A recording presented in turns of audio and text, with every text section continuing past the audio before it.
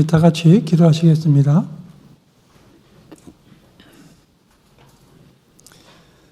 저희를 구원해 주신 하나님 감사합니다. 저희를 구원해 주셨을 뿐만 아니라 하나님 은혜 가운데 나머지 생에 살 수 있도록 시간, 여건, 환경, 건강을 허락해 주심을 감사합니다. 하나님, 저희들 구원해서 몸된 교회 안에 넣어주시고 또 몸된 교회 안에서 하나님의 말씀을 공급받고 살아갈 수 있도록 은혜를 주심을 감사합니다. 주신 말씀을 삶 가운데 또 생활 속에서 실천하는 가운데 하나님의 능력을 맛볼 수 있도록 은혜를 주신 것 감사합니다. 저희들 주님 앞에 갈 때까지 오로지 하는 마음을 가지고 하나님의 영광을 위해 살 수 있도록 기회를 주시고 은혜를 허락해 주시옵소서. 특별히 한 주간 공주 갈릴리 수양관에서 귀한 복음이 전해지고 있습니다. 이번 춘계 수양에 참석하신 모든 영혼들 불쌍히 여겨주시고 간절한 마음으로 말씀 듣고 끝까지 말씀을 듣는 가운데 하나님의 그 크신 사랑을 깨달을 수 있도록 자비를 베풀어 주시옵소서. 오늘 주일을 맞이하여 말씀 앞에 나온 영혼들 보살펴 주시고 또 말씀을 듣는 분들 전하는 영혼 함께해 주셔서 하나님 말씀을 담대하게 전하고 들을 수 있도록 도와주시옵소서. 오늘의 시종을 주님께 부탁드리며 한결같이 사랑해 주시는 고마우신 예수님의 이름으로 감사하며 기도드렸습니다. 아멘. 구약성경 말라기서 1장입니다.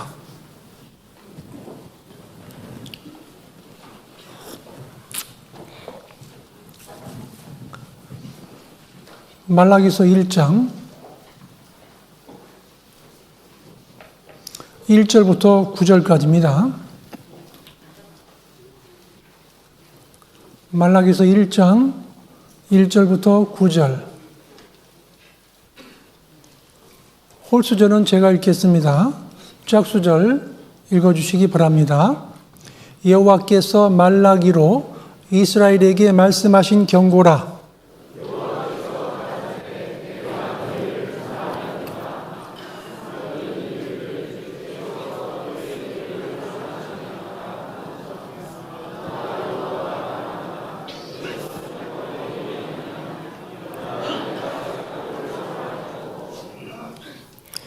에서는 미워하였으며 그의 산들을 황무케 하였고 그의 산업을 광야의 실랑에게 붙였느니라.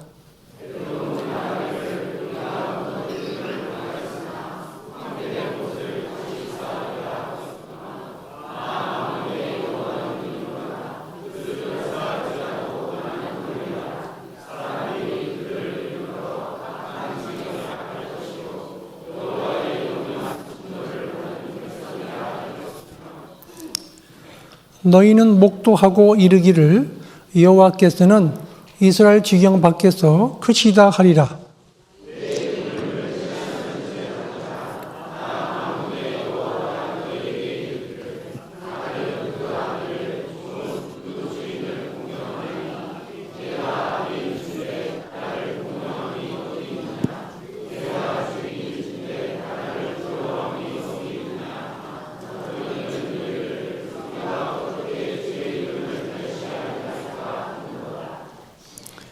너희가 더러운 떡을 나의 단에 드리고도 말하기를 우리가 어떻게 주를 더럽게 하였나이까 하는도다. 이는 너희가 주의 상은 경멸히 여길 것이라 말함을 인함이니라.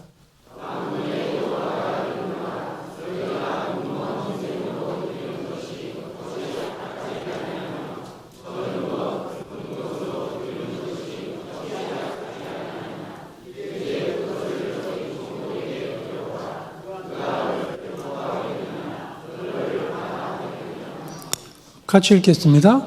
만군의 여호와가 이르노라. 너희는 나 하나님께 은혜를 구하기를 우리를 긍휼히 여기소서 하여 보라. 너희가 이같이 행하였으니 내가 너희 중 하나인들 받겠느냐. 안녕하십니까? 예, 반갑습니다. 오늘 같이 공부할 주제는 하나님이 왜 침묵하셨을까라는 주제를 가지고 잠깐 성경을 공부하겠습니다. 오늘 전해질 내용의 주제는 뭐라고 그랬죠? 하나님이 왜 침묵하셨을까라는 주제인데요. 그럼 오늘 전체적인 내용을 한 개 문장으로 축소해봐라 그러면 그걸 논지라고 그래요. 오늘 전체적인 내용을 한 개 문장으로 축소해봐라 그러면 그것을 논지라고 하는데, 오늘 전해질 내용의 논지가 뭐냐면요. 하나님이 침묵하지 못하시도록 우리가 마지막 시대에 헌신하는 삶을 살자는 거예요. 하나님이 침묵하지 못하시도록 우리가 마지막 시대에 헌신하는 삶을 살자라는 논지를 가지고 같이 성경을 공부하겠습니다. 그러니까 마지막 시대에 우리가 지금 살아가고 있는데 하나님이 우리를 향해서 침묵하지 못하시도록 우리가 마지막 시대에 헌신하는 삶을 살자 하는 거예요. 행복은 내가 만들어가는 것이 아니라 하나님이 주시는 것이에요. 행복은 하나님이 주시는 것이다. 그 신명기 10장 13절에 보시면 내가 오늘날 내 행복을 위해서, 하나님이 내 행복을 위해서 준비해 놓으셨다는 거예요. 하나님께서. 그래서 우리가 성경을 배우는 가운데 하나님께서 내 행복을 위해서 준비해 놓으셨는데 그 집약해 놓은 게 뭐냐면 성경이에요. 성경. 하나님은 성경을 통해서 나에게 가장 중요한 것들을 다 기록을 해 놓으셨어요. 집약을 해 놓으신 거예요. 그래서 우리는 성경을 주신 목적을 우리 행복을 위해서 주셨고, 그리고 이 말씀에 순종할 때 우리는 행복한 삶을 살 수가 있어요. 하나님의 말씀에 순종할 때 행복한 삶을 살 수가 있다는 거예요. 그래서 제가 이제 PDF 띄워주려고 했던 건 뭐냐면요. 주제가 뭐고, 논지가 뭐고, 소주제가 뭐고, 거기에 조금 이제 분류해서 오늘 전체적인 내용이 이런 내용입니다. 그것을 전해주려고 했던 겁니다. 그래서 오늘 네 가지로 이제 분석을 하겠는데, 이게 오늘 왜 하나님께서 구약 시대와 말라기 시대부터 그 세례 요한까지 그 시대를 약 400년 정도 되는데 중간 시대라고 하는데, 중간 시대에 어떤 일이 벌어졌길래 하나님께서 선지자도 안 보내주시고 침묵을 하셨을까? 그 침묵을 하게 된 배경을 알게 되면 우리도 신앙생활 하는데 어떻게 해야 되는지를 더 정확히 알 수가 있게 되는 거예요. 그래서 이스라엘 백성들이 그러니까 남쪽 유다와 북쪽에 이스라엘로 나눠졌잖아요. 그죠? 솔로몬 왕 이후에 나눠지는데, 그 나눠지기 전에 그 배경적인 설명은 그 남쪽 유다가 멸망할 때 마지막 남쪽 유다에서 눈물을 흘려가면서 돌이키라고 외쳤던 선지자가 있어요. 앞자가 네 글자인데 뭐예요? 예레미야. 예레미야 선지자가 눈물을 흘려가면서 계속해서 돌이키게 된다. 우리는 바벨론의 포로로 잡혀가게 되어 있다. 70년 동안 잡혀가게 되어 있다. 라고 계속 경고를 해 주신 거예요. 그런데 왕뿐만 아니라 그 모든 관료들이 마음을 돌이키지를 않는 거예요. 그래서 이 바벨론 포로로 잡혀가기 전에 12년 동안을 계속해서 경고를 했습니다. 이 예레미야가. 그런데 듣기를 싫은 거예요. 지금 우상 숭배하고 이방인들과 결혼하고 하니까 듣기 싫은 거예요. 그 당시 사람들이. 그래서 계속 예레미야가 눈물을 흘려가면서 경고를 해도 돌이키질 않아요. 하나님은요, 이 이스라엘 백성들을 바벨론에 포로 잡혀가게 하는 것은 그냥 무조건 징계만 목적이 아니라 이 이스라엘 백성들이 바벨론에 잡혀가서 징계 70년을 받게 되고, 그리고 그곳에 가서 70년 동안 또 교육을 받게 돼요. 하나님의 백성으로서 교육을 받게 되고, 그리고 바벨론의 수명이 70년이고, 그리고 70년이 차면은 돌아오게 돼 있어요. 그래서 계속해서 예레미야가 눈물을 흘려가면서 전도를 했어요. 돌아서라고. 하나님께 주시는 나무 멍게를 메고 가라고, 바벨론으로 잡혀가라고. 근데 계속 저항을 한 거예요. 결국은 가짜 선지자가 나왔죠. 하나냐라는 가짜 선지자가 나와가지고 우리가 받는 핍박은 2년이면 끝난다. 이 고통은 우리는 2년이면 끝난다. 계속 주장을 했어요. 그러니까 많은 사람들이 막 거기에 환호하고 박수치고 그러는 거예요. 그럼 그렇지 우리가 무슨 70년을 잡혀가서 고통을 당하냐 그랬어요. 그런데 이 예레미야가 그 메고 있었던 그 나무 멍에를 부셔버리고 하나님께서 쇠멍에를 매게 한 거예요. 쇠멍에를. 결국은 70년 동안 편안하게 잡혀가서 거기서 그래도 어느 정도 살만할 건데 계속 말씀을 불순종함으로 말미암아 결론적으로는 쇠멍에를 메고 하게 된 거예요. 시드기야 왕이 자기 눈 앞에서 자식이 죽는 꼴을 보게 되고 그리고 눈이 다 빠진 상태로 잡혀가게 된 거예요. 바벨론에. 예루살렘 성이 멸망당하고 황폐해져 버린 거죠. 완전히요. 예루살렘 성이. 그런데 역사적인 시대적인 배경을 보면 성경은 5대 제국하고 맞물려 있어요. 5대 제국하고 아시리아가 520년, 그 다음에 바벨론 70년, 그 다음에 페르시아 200년, 그 다음에 헬라 300년, 로마 1000년을 갔어요. 그런데 성경의 이 구약 성경에 보면 이 페르시아 시대 때 7권의 성경이 연결되어 있어요. 7권의 성경이 연결되어 있는데 에스라, 그 다음에 다니엘서, 에스라. 다니엘서는 바벨론 왕의 통치 명령이 딱 적혀 있어요. 1장부터. 그리고 에스라는 그 페르시아 왕의 통치 명령이 적혀 있어요. 1장에. 그러니까 다니엘서 1장과 에스라서 1장. 이것은 여기는 바벨론 왕의 통치 명령 1장이고 여기 에스라서 1장에는 그 페르시아 왕의 통치 명령이 기록이 돼 있어요. 그래서 이스라엘 백성들이 그 페르시아 시대 때 성경 7권이 연결되는데 에스라, 니에미야, 에스더, 다니엘서, 학개, 스가랴, 말라기 이 7권이 페르시아 시대 때 연결이 돼 있어요. 그러니까 그 이스라엘 백성이 바벨론에 포로 잡혀가서 이 사람들이 그 당시에 바벨론은 우상 숭배 본거지였거든요.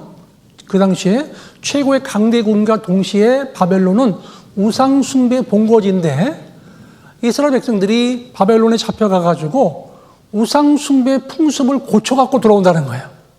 왜냐하면 바벨론에 갔더니 자기들보다 먼저 잡혀가 있는 다니엘과 세 친구가 있는 거예요. 바벨론 땅에. 그리고 다니엘이 어떻게 살아가는지 그 모습을 가까이서 지켜보고 목격했던 거예요. 다니엘이 사자굴에 들어갔는데 살아서 나오는 거예요. 그렇죠? 다니엘 세 친구가 풀무불에 들어갔는데 하나도 꼬스를 잡고 나오는 거예요. 하나님이 확실히 계시는구나. 하나님이 확실히 지켜주시는구나. 확실히 믿게 된 거예요. 우상숭배 본거지에 가서 우상숭배 풍습을 고쳐서 이스라엘 땅으로 돌아오게 되는 거예요. 그게 이제 페르시아 시대 때예요.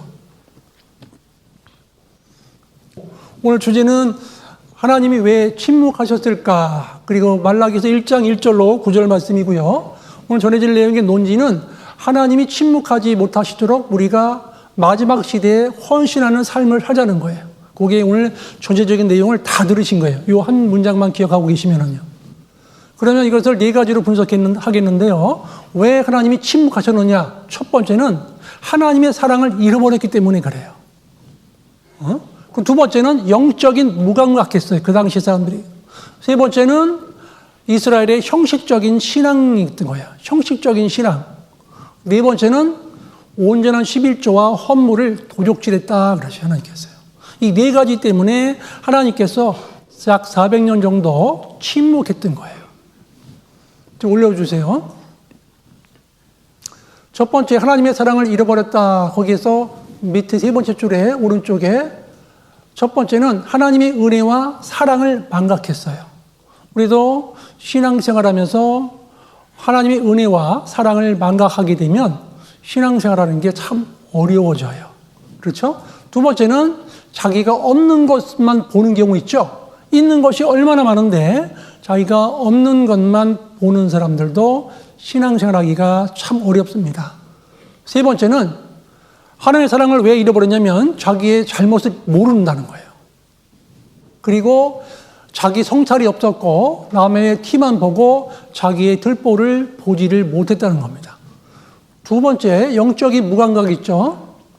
하나님을 침묵하게 만든 이스라엘의 죄가 뭐냐면 영적인 무감각했기 때문에 그래요. 너무 무감각함으로 말미암아 하나님께서 침묵을 하시게 되었던 겁니다. 또 넘어 올려주세요. 세 번째, 이스라엘의 형식적인 신앙 좀 내려주세요. 조금만 내려주세요. 네. 하나님이 침묵하게 된 원인이 뭐냐면 이스라엘의 형식적인 신앙이었다. 밑에 세 번째 보면은요, 이스라엘 백성들은 시간이 지나면서 하나님께 제사하는 것이 삶의 중심이 아니라 부수적인 것이 되어버렸어요. 우리도 이 세상에서 그리스도인으로서 우리가 신앙생활하는 것이 삶의 중심이 되어야 되는데 이게 부수적으로 되어버리면 신앙생활하는 게 어려워져요. 그래서 이스라엘의 형식적인 신앙이 있었다는 겁니다. 네 번째는요, 11조와 헌물. 하나님은 오른쪽에 나는 너희를 사랑한다. 이스라엘은 언제 하나님이 우리를 사랑했습니까? 내가 아비이고 주일일진데 너희가 나를 공경함이 어디 있느냐? 언제 우리가 주님을 멸시했습니까? 그래요. 우리가 언제 더러운 떡을 드렸습니까?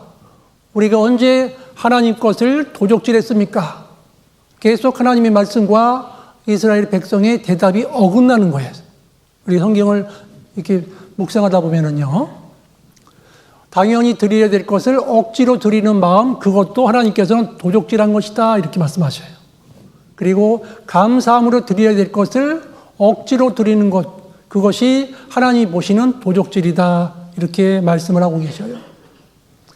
우리는 어떻게 범사에 감사할 수 있을까? 1번, 2번, 3번 같이 한번 읽겠습니다. 구원받은 은혜를 기억함으로, 주님의 동행하심을 믿음으로, 천국의 소망을 일깨움으로. 이 결론 같이 한번 읽겠습니다.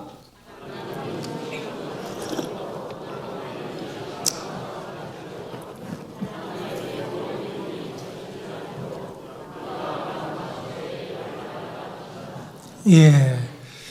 행복은 내가 만들어 내는 것이 아니라 하나님이 주시는 것인데 우리는 그걸 잘 받을 만한 준비가 되어 있어야 우리는 받을 수가 있는 겁니다. 이 구약성경과 신약성경 사이에 400년이라는 공백기간이 있는데 그 시대를 침묵시대라고 그랬죠. 암흑기라고 하는데 왜 하나님께서 침묵하셨을까 하는 거죠. 잘 보세요. 우리도 자녀하고 대화하다가 아버지가 가만히 있는 경우 있죠. 이 침묵도 메시지인 거예요. 침묵도 뜻이 있는 거예요. 왜 아버지가 가만히 이렇게 쳐다보고 계실까? 말씀 안 하실까? 침묵하고 계시는 거예요. 그것도 그동안 전해졌던 내용들에 대해서 어떻게 반응하는지를 지켜보시는 거예요. 그래서 우리는 하나님의 긴 침묵은 말라기 이후에 신약시대에 이를 때까지 침묵하셨는데 이 침묵 자체도 하나님의 메시지이고 이미 들은 메시지에 대해서 반응하고 그 메시지에 대해서 행동으로 옮기는 그러한 시기가 필요했기 때문에 하나님께서 침묵을 하셨다 하는 거죠. 이 다니엘서에 가보면은 바벨론 왕의 통치 명령이 서두에 있고 그리고 에스라서에 가면 페르시아 왕의 통치 명령이 있는데 이 중간 시대를 공부하면은 그 사복음서를 이해하는 신약 시대의 배경을 이해하기가 쉬워져요. 왜 하나님이 중간 시대를 통해서 신약 시대 세례 요한이 나오기 전까지 그 시대를 통해서 우리는 무엇을 할 수 있느냐 하는 거죠. 이스라엘이 BC 606년에 여호와김 시대의 주권을 바벨론에게 완전히 빼앗기게 되고 그리고 시드기야 11년에 예루살렘 성이 함락이 되고 그리고 이스라엘 민족이 다 포로로 잡혀가는 일이 벌어지고 그리고 바사의 고레스 왕에 의해서 이스라엘 민족이 해방이 돼요. 잘 보세요. 그런데 아시리아는 그 제국의 통치 이념이 뭐냐면, 이 제국이라는 게 무슨 뜻이냐면, 나라가 강성해진 이후에 자기 나라 경계를 밖에 나가가지고 주변 나라를 침공해서 빼앗아 가는 게 제국이라는 뜻이에요. 제국. 일본 제국 그잖아요. 일본도 자기 나라 이 외를 넘어가서 한국, 중국밖에 침범했잖아요. 그죠? 그래서 일본 제국주의라 그러는 거예요. 아시리아, 그 다음에 바벨론, 그 다음에 페르시아, 헬라, 로마 시대가 있는데, 하나님은 역사 속에서 이 5대 제국과 성경을 이렇게 맞물려 있는 거예요. 그 시기 속에서 성경이 기록됐고, 또 성경이 어떻게 우리에게 펼쳐지는지를 성경 속에서 자세하게 말씀을 또 하고 계셔요. 그런데 그 바벨론에 잡혀갔던 사람들 중에서 어떤 일이 벌어지냐면 70년이 딱 차니까 에스라서 1장에서 페르시아 왕의 통치 명령이 딱 주어지는 겁니다. 한번 보실까요? 에스라서 1장 넘어갑니다. 이 말라기서는 책갈 비꼽아 주시고요.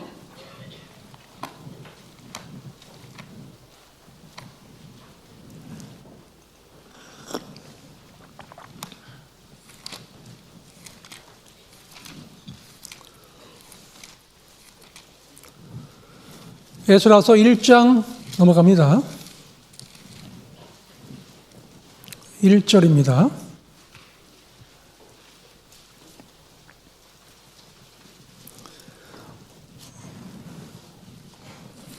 (711페이지입니다) 에스라서 1장 1절 제가 읽겠습니다. 바사왕 고레스 원년에 여호와께서 예레미야의 입으로 하신 말씀을 응하게 하시려고 바사왕 고레스의 마음을 감동시키심에 저가 온 나라에 공포도 하고 조소도 내려 가로되 2절 읽겠습니다. 고레스는 말하노니 하늘의 신 여호와께서 유다 예루살렘에 전을 건축하라 하셨나니 이스라엘이 하나님은 참 신이시라.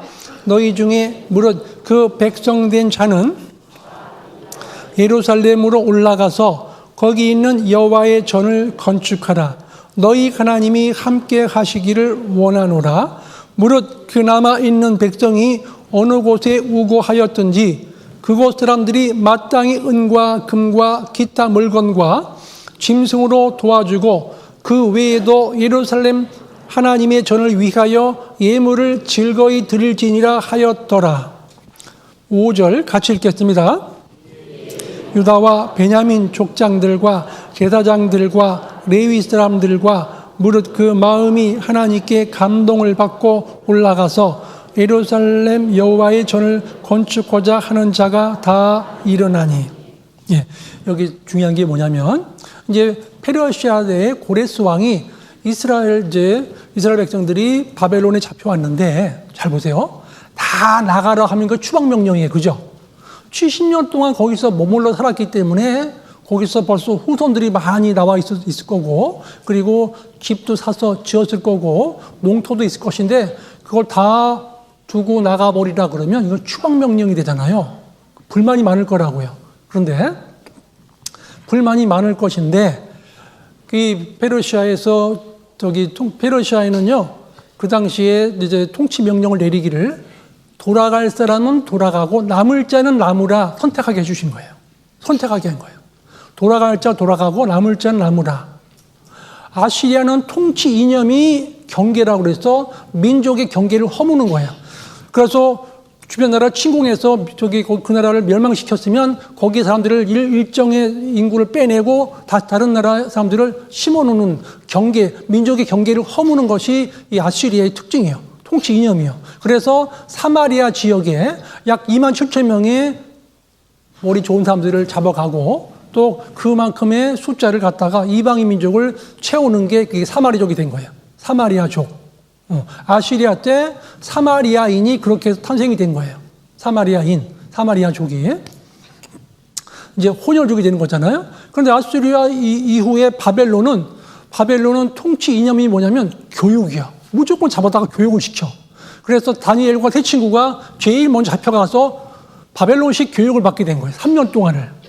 엄청난 투자한 거죠. 왕이 먹고 쓰는 의복주, 의식주를 갖다가 다 투자해서 가르친 거예요. 다니엘과 세 친구. 바벨론의 학문을 다 배운 거예요. 그래서 시험 봤는데 최고로 시험 잘 본 사람이 다니엘인 거예요. 바벨론에서. 그러니까 이 바벨론은 주변 나라 침공했으면 다 중요한 물자를 다 뺏어오고 인재를 잡아가니까 다 멸망해서 걷어갈 세금이 없는 거예요.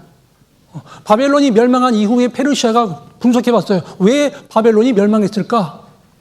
집중하다 보니까 전 세계 인재들이 다 모여가지고 거기서 서로 막 싸우고 있는 거예요. 그 중에 한 사람이 다니엘인 거예요. 살아남았잖아요. 그죠? 다니엘. 모함해가지고 다니엘 죽이려고 그랬잖아요. 그래서 사자굴에 들어갔다 나갔잖아요. 그죠? 그런데 그래서 안 되겠다. 주변 나라를 부흥시켜서 우리가 세금을 걷어가야 되겠다. 그것을 한 나라가 페르시아예요. 그래서 지방 분권화시킨 거예요. 그 통치 이념상 지방 분권화시키기 위해서 잡혀온 사람들 중에서 각 나라로 가고 싶은 사람 가고 남을 사람은 남으라. 그게 이제 페르시아에서 포로가 돌아가는 1차 포로 돌아가고 2차 돌아가고 3차 돌아가는 이런 일들이 벌어졌어요.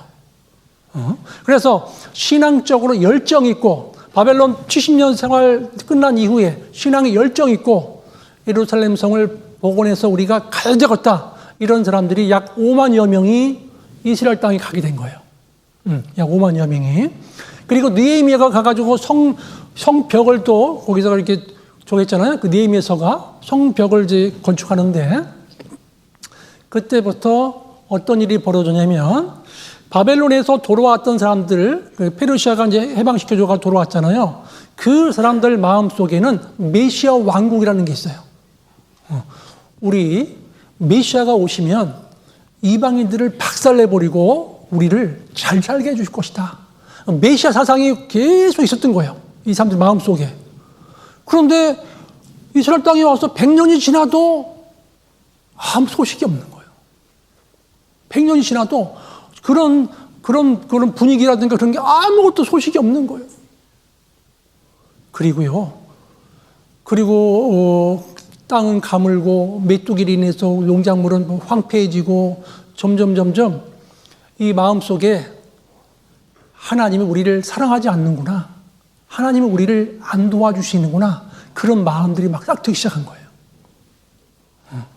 그래서 하나님은 계속해서 돌보고 계시고 그 바벨론에서 딱 치면 찾자마자 돌아오게 해주시는데 그것을 싹하게 잊어버리고 지금도 지켜주시고 지금도 함께 하시는데도 잊어버리고 살아가고 있는 거예요. 어떤 분이 그래요. 이스라엘 백성이 애굽 땅에 있다가 홍해바다 건너서 애굽의 군사들이 물에 수장되는 것도 직접 보고 그리고 그 홍해바다 건너서 광야에 살 때 구름 기둥을 낮에 보고 밤에는 불 기둥을 매일 보면서도 불만과 원망하는 삶을 살았다는 거예요. 그런데 어떤 자매님이 그러십니다. 아니 그걸 그렇게 하나님께서 매일매일 먹는 것도 만나도 매일 주셨는데 왜 불만하고 살까? 우리도 그런 상황이 되면 불만하고 살까요? 안 불만할까요? 불만하게 살아요. 왜냐하면 잘 보세요. 있는 것에 대해서 만족을 못해요. 그렇죠? 계속 이 광야에서는 구름을 그렇게 하루 종일 볼 수가 없다니까, 낮에. 광야에는 광야에는요, 구름이 그냥 거치지 않고 지나가 버리는 곳이에요. 거기 머물러 있을 수가 없는 곳이에요, 광야에는. 그리고 광야에서는 자기 노력으로 농사를 지을 수 없는 곳이에요. 자기 노력으로 아무것도 할 수 없는 곳이 광야예요. 하나님이 왜 이스라엘 백성들을 애굽에서 홍해바다 건너서 광야에 나오게 하셨다는 거죠. 광야라는 뜻이 뭐냐면 히브리어로 미드바르라고 그래요. 미드바르. 무슨 뜻이냐? 하나님 말씀인 거예요. 광야에 가야 하나님 말씀을 제대로 들을 수 있는 거예요. 광야는 적막한 곳이요. 광야는 쓸쓸한 곳이요. 자기 힘으로 살아갈 수 없는 곳이 광야요. 하나님 말씀 듣기 가장 좋은 곳이 광야요. 그래서 하나님이 이스라엘 백성들을 광야로 내모신 거예요. 하나님이 그들 가운데 거하려고 하나님 말씀을 잘 들을 수 있도록 분위기를 주신 거예요. 만들어 주신 거예요. 그리고 나오자마자 항오를 지어서 걷게 했어요. 항오. 항우라는 뜻이 뭐냐면 5줄, 25줄 해가지고 딱 맞춰가지고 걸어가게 한 거예요. 처음부터. 우리는 애굽에서 나왔을 적에 홍해바다 경험했잖아요. 유월절을 경험하고 홍해바다를 경험한 사람은 그리스도의 군사라는 거예요. 우리도 예수님 피로 말미암아 영생의 복을 받은 사람은 그때부터는 그리스도의 군사인 거예요. 군사. 군사는 딱 군인처럼 가는 거예요. 앞으로 가! 가는. 뭐냐고! 뭐냐고 가는 거예요. 자영자! 가는 거예요. 쫙 가는 거예요. 광야에서 군사처럼 움직인 거예요. 똑같이 움직이는 거예요. 보조 맞춰서 가는 거예요. 신앙생활은요, 하나님의 돌보심이 없으면 살아갈 수가 없어요. 이스라엘 백성, 하나님께서 그렇게 물이 먹고 싶으면 반석에서 물을 막 주셔가지고 빵빵 가게 하시고, 그리고 고기가 그렇게 먹고 싶으니까 고기를 달라고 그랬죠? 그런데 내린 게 뭐죠? 뭘 하던데? 메추라기. 이 메추라기는 이 성경 배경 그런 데 보면은 메추라기는 철새라면 철새. 그래서 하나님이 지나가는 철새를 기압의 변동 차이에서 떨어뜨려가지고 이렇게 쌓이게 해서 먹었다는 그런 근거의 내용이 있더라고요. 그 철새 연구하는 분들이 보니까 기압이 변동이 생기면 날아가다 떨어진답니다, 그냥. 그래가지고 그 메추라기도 시큰 먹을 수 있도록 하나님께서 허락하신 거예요. 갑자기 없는 것 갖다 준 게 아니라 거기 있는 거를 주신 거예요. 하나님께서. 그러니까 하나님은 그 모든 것을 이스라엘 백성들을 위해서 다 준비하셨고 쭉 진행해 나가시는데 이스라엘 백성들이 하나님이 어디 계십니까? 그렇게 메시아가 오신다는 우리 지금 그런 그 기대에 있는데 언제 오십니까? 응? 주님 언제 오십니까? 언제 우리를 사랑했습니까? 그런 마음들이 계속 일어나게 됐던 거야. 그 당시에 이제 배경이. 근데 하나님께서는 그래서 내가 너희들을 위해서 얼마나 많은 걸 준비했는데 반응을 하지 않는구나. 그렇게 선지자들을 보내서 준비했는데 반응을 하지 않는구나. 그래서 구약의 마지막 선지자 말라기를 보내신 거예요. 말라기라는 선지자를 통해서 깨우치라고. 그런데도요. 변함이 없는 거예요. 안 돌이키는 거예요.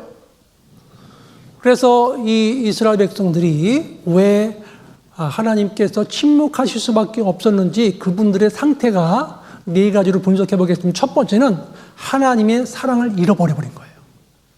우리도 신앙생활하면서 침묵하고 우리 침체되는 경우는요.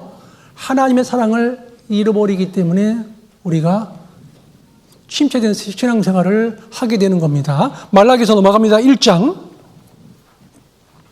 말라기서 1장 2절입니다.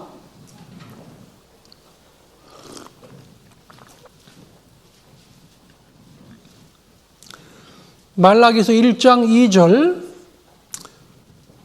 여호와께서 가라사대 내가 너희를 사랑하였노라 하나 너희는 이르기를 주께서 어떻게 우리를 사랑하셨나이까 하는도다. 같이 읽겠습니다. 나 여호와가 말하노라 에서는 야곱의 형이 아니냐. 그러나 내가 야곱을 사랑하였고. 하나님을 이스라엘을 향해서 말씀하시죠. 하나님은 내가 너희를 사랑하였노라 하나 이스라엘 백성들은 언제 하나님이 우리를 사랑하셨습니까? 그러는 거예요. 이스라엘 백성들은. 그러니까 하나님의 마음과 이스라엘 백성들의 마음이 완전히 다른 거예요. 이것이 하나님을 침묵하게 했던 첫 번째 이유인 거예요. 하나님의 사랑을 잃어버린 거예요. 잘 보세요. 우리가요. 잘 보세요. 우리가 누구를 상대방이 나를 사랑하는지 안 하는지를 알 수 있는 방법은 내가 그분을 사랑해야 그저 알아요. 그죠? 내가 상대방을 사랑하고 있으면 다 쳐다보실 거 아니에요. 사랑이란 뜻이 뭐냐면 관심이란 뜻이거든요. 상대방이 관심을 가지고 계속 관찰하고 있으면 사랑하고 있으면 그분이 나를 사랑하는지를 내가 알 수가 있어요. 나에게 관심이 없네. 나에게 별로 가까이 와서 뭐 좋은 얘기도 안 해주네. 금방 알 수 있어요. 그죠? 본인이 사랑하지 않으면 그걸 느낄 수가 없는 거예요.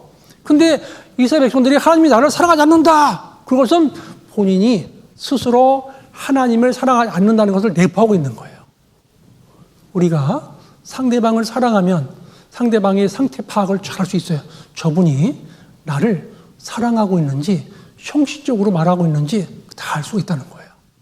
그런데 하나님의 마음과 이스라엘 백성들의 마음이 완전히 틀렸던 겁니다.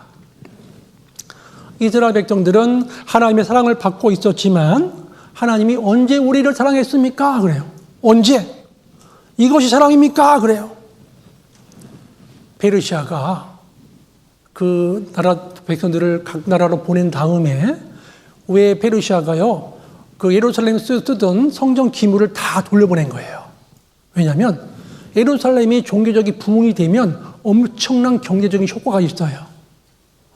거기 사람들이 모이고 왔다 갔다 하면서 물건 팔고 사람들이 그렇게 모인 곳에는요 엄청난 경제적인 부흥이 일어나요.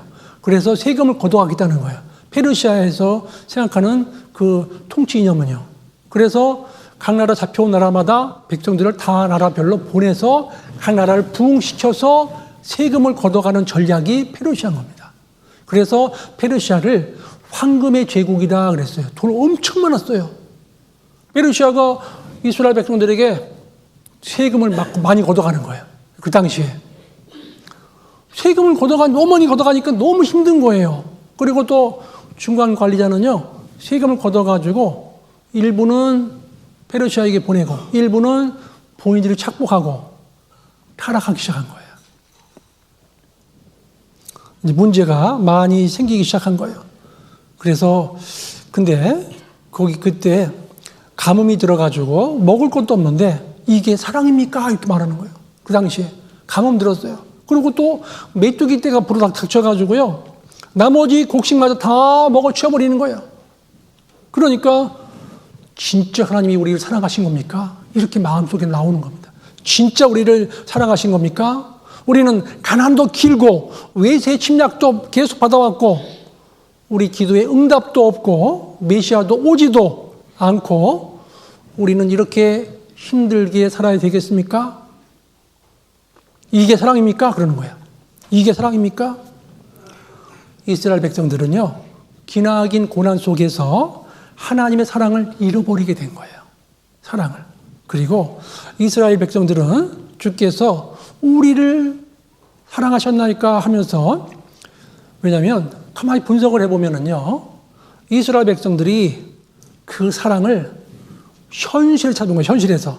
현실 속에서 찾았기 때문에 그래요.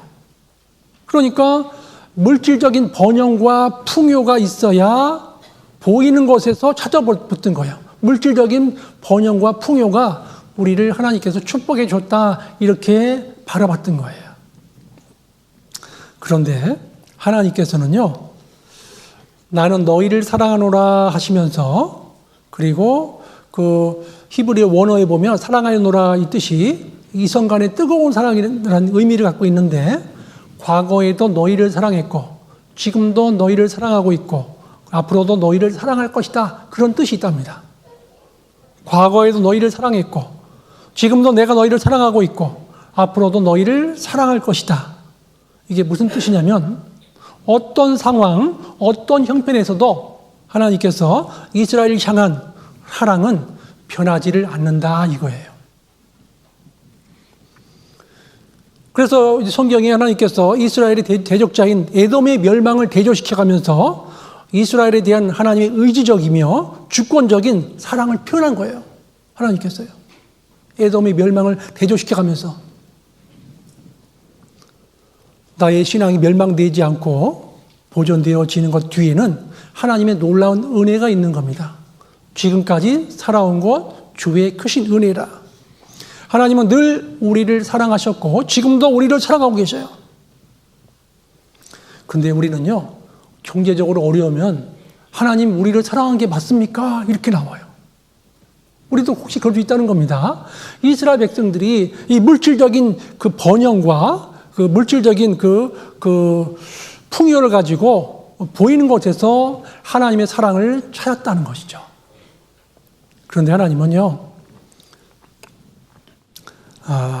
하나님은 건강한 환경, 경제적인 넉넉함, 내가 원하는 대로의 기도의 응답, 그것이 곧 사랑이라 생각하는 거예요. 우리 보통 사람들은 기도의 응답, 내가 원하는 대로 기도의 응답, 넉넉한 경제적인 여건, 그리고 건강한 환경, 그것이 우리가 하나님께 복을 받았다라고 생각을 한다는 거죠. 잘 보세요. 내가 원하지 않는 고난도 있을 수 있죠? 내가 원하지 않는 고난. 이스라엘 백성들이 애굽 땅에서 나오지 않으면 하나님과 깊은 관계를 맺을 수 없다니까요. 애굽에서 구별되어야 되는 거예요. 구별되지 않으면 그곳에서 하나님께서 주시는 그 영양분을 공급받을 수가 없는 거예요. 왜냐하면 애굽은 세상을 상징하는데 애굽에서는 내가 높아지거든요. 애굽에 있으면 자기 자존심이 있거든요. 애굽에 있으면 자기 것이 다 크게 보이거든요. 그곳에서는 하나님의 사랑을 받아들일 수가 없는 거예요. 그곳에서는 하나님 은혜라는 걸 느끼기 어려운 겁니다. 그래서 하나님은 광야로 우리를 나오게 하셨고, 그래서 하나님은 과거에도 지금도 앞으로 미래에도 사랑하신다라고 우리에게 알려주고 계셔요. 그런데 이스라엘 백성들은 이 고난이 너무 길었어요. 100년이 지나가도 메시아는 오지 않는 거예요. 그 너무 힘든 상황 속에서 하나님의 사랑을 의심하기 시작했어요. 하나님 사랑을. 그리고 하나님은 왜 침묵하시는 거예요? 막 그런 생각이 드는 거예요. 왜 아무 반응 없으신 거야? 그러시는 거예요. 성경 보십니다. 고린도전서 15장입니다. 고린도전서 15장 10절입니다.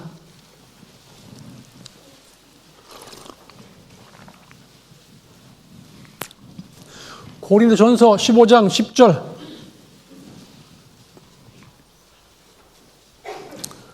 같이 한번 읽겠습니다. 그러나 나의 나된 것은 하나님의 은혜로 된 것이니 내게 주신 그의 은혜가 헛되지 아니하여 내가 모든 사도보다 더 많이 수고하였으나 내가 아니요 오직 나와 함께 하신 하나님의 은혜로라. 네. 나의 나된 것은 하나님의 은혜로다. 이스라엘 백성들이 그 어려운 과정도 하나님의 은혜라는 것을 잊어버린 거예요. 하나님의 사랑을 잊어버린 거예요. 우리는요, 평상시에 물질적인 풍요와 번영, 눈에 보이는 것에 초점 맞추기 때문에 하나님의 사랑이 그것이 없으면은 하나님의 사랑을 너를 언제 사랑했습니까? 이렇게 나온다는 겁니다. 우리는요. 그런데 하나님은 아플 때나 슬플 때나 괴로울 때나 힘들 때나 항상 함께 하셨어요. 우리를 지켜줬다는 거죠.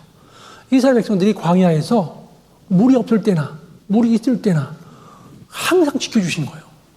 발이 부르지 않고. 음식을 먹고 남았잖아요. 근데 그게 냄새가 안 나, 썩지 않는 거예요. 철저히 지켜주신 거예요. 만나 걷어 먹었잖아요. 남은 거 있었어요, 바깥에 할게. 나가보니까 싹 없어져 버리고 냄새가 안 나는 거예요. 만약에 만나 남은 거 냄새 나면 어떻게 살아야 거기서, 그죠? 너무너무 괴로울 거 아니에요.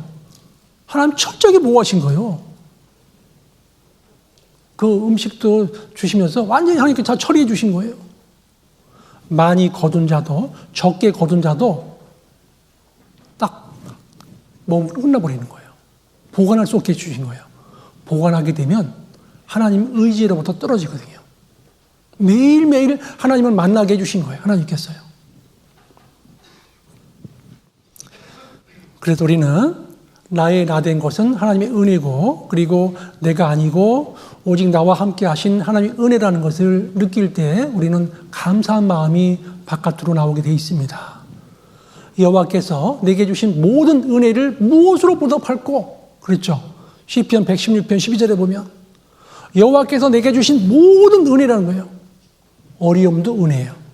고난도 은혜예요. 고난당한 것이 내게 유일하다고 그랬잖아요. 그죠? 고난당한 것이 내게 유일하다고 그랬잖아요. 그러니까 그 모든 것이 하나님의 은혜인데, 하나님은요, 잘 보세요. 어떤 사람이 하나님 사랑한다 보냐면 잠언 나와요. 잠언 보실까요? 잠언 8장 넘어갑니다. 17절.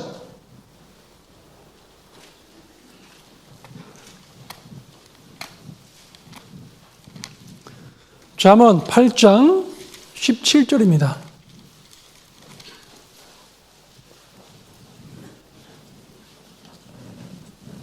우리가 세상 살면서 지혜를 얻을 수 있는 방법입니다. 잠언 8장 17절 같이 한번 읽겠습니다. 나를 사랑하는 자들이 나의 사랑을 입으며 나를 간절히 찾는 자가 나를 만날 것이니라. 예. 하나님을 사랑하지 않으니까 사랑을 못 받는 거예요, 우리가. 그렇죠? 나를 사랑하는 자들이 나의 사랑을 입게 돼 있거든요.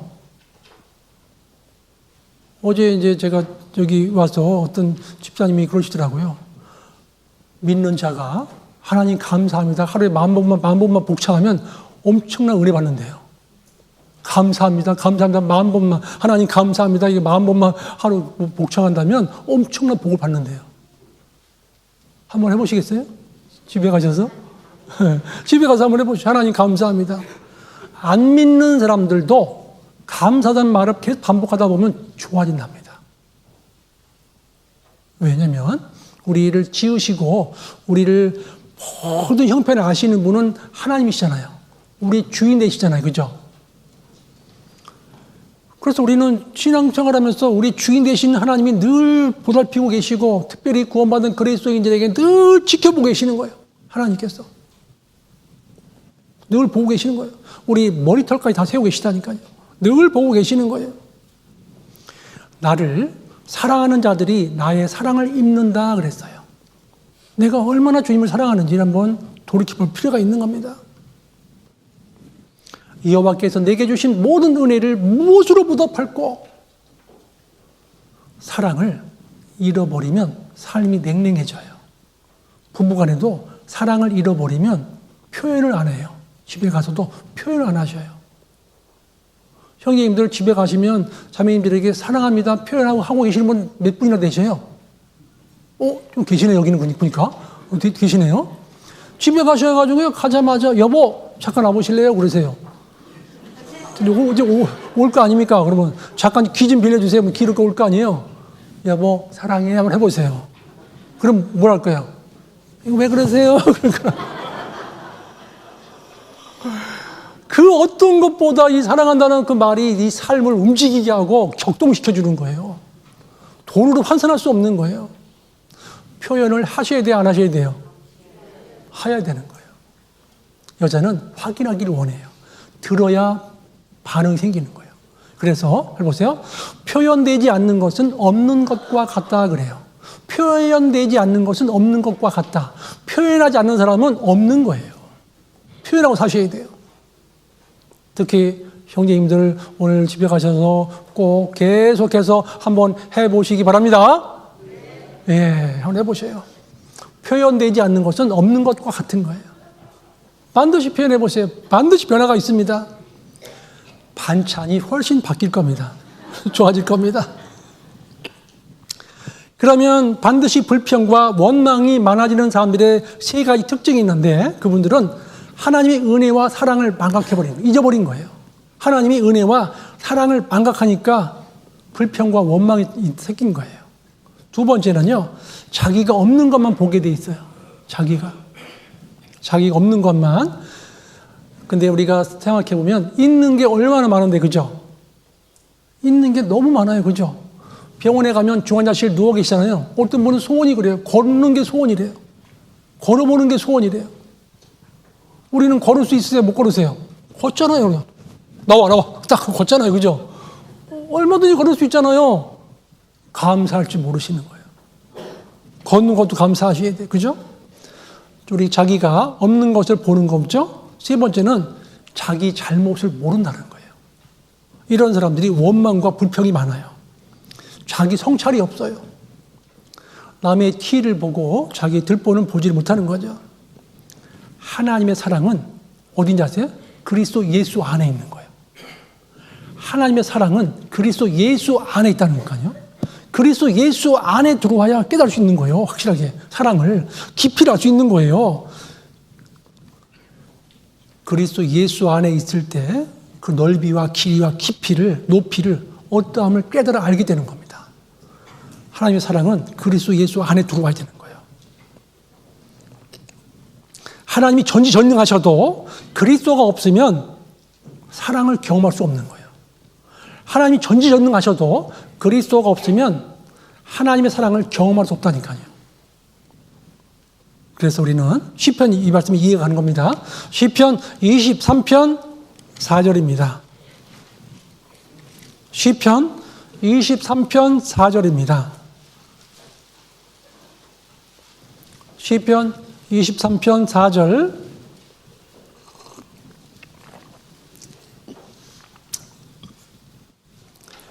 같이 한번 읽겠습니다. 내가 사망의 음침한 골짜기로 다닐지라도 해를 두려워하지 않을 것은 주께서 나와 함께 가심이라.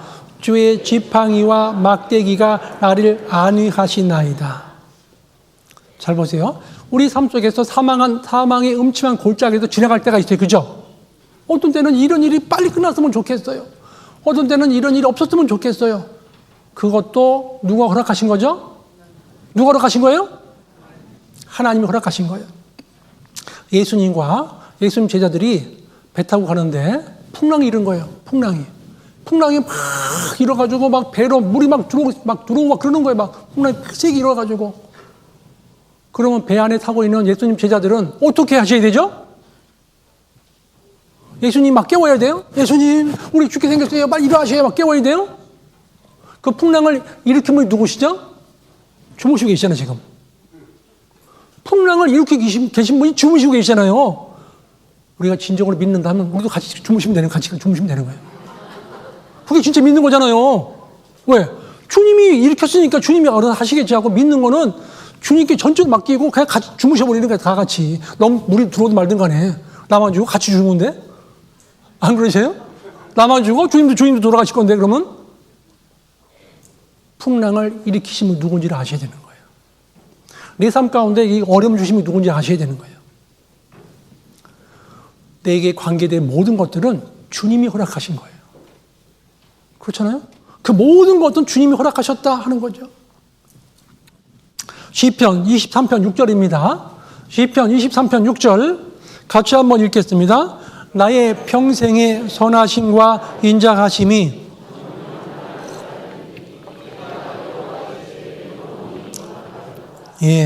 나의 평생의 선하심과 인자하심이 정녕 나를 따르리니 내가 여호와의 집에 영원히 거하리로다.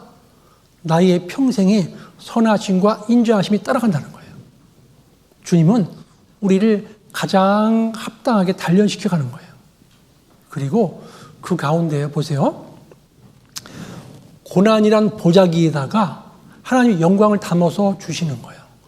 고난이란 보자기에 담아 있다는 거예요. 보자기를 풀러봐야 돼요. 그렇죠? 고난이란 보자기를 풀러보지 않으면 내 것이 안 되는 거예요. 이런 일이 있었어요. 어떤 일이 있었냐면요. 아들 둘이 있는데 이제 다 장가가고 가정을 이루고 잘 살고 있어요. 근데 이제 며느리 둘 다 맞벌이 하셔요. 이제 서울 수도권에서. 그리고 이제 맞벌이 하는데, 어머니 집이 이제 저쪽 전라도였던 것 같아요. 근데 이제 경상도로 이제 차 타고 가는데, 이제 경남 이제 와서 집에서 이제 추석날, 작년 추석날 있었던 일이에요, 실제로.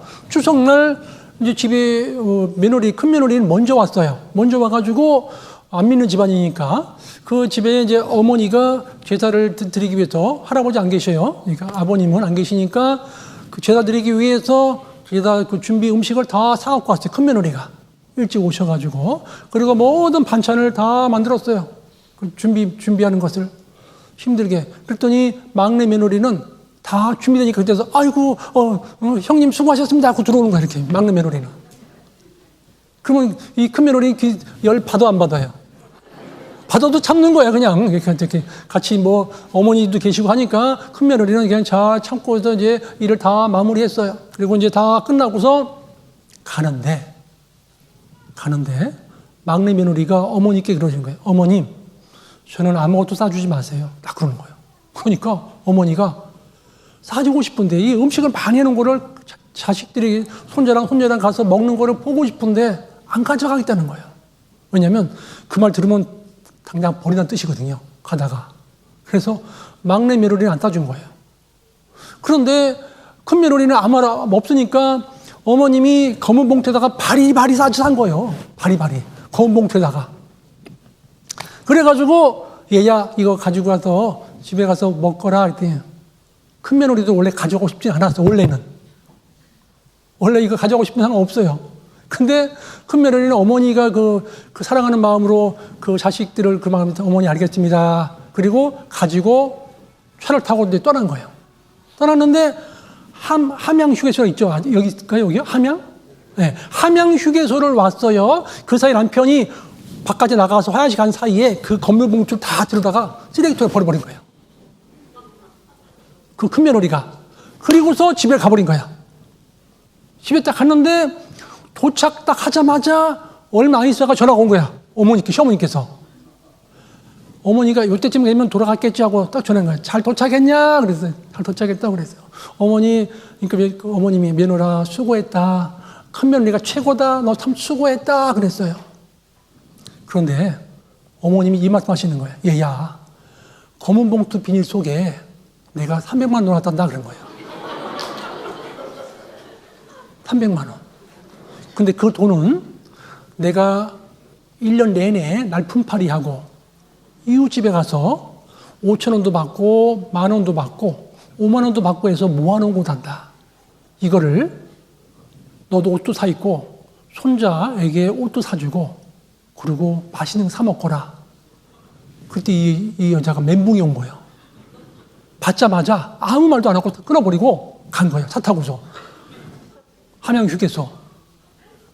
그때 추석 명절날이다 보니까 쓰레기가 금방 비워져 버린 거예요. 금방. 있을까요? 없을까요? 없어져 버린 거예요. 찾을 수가 없는 거예요.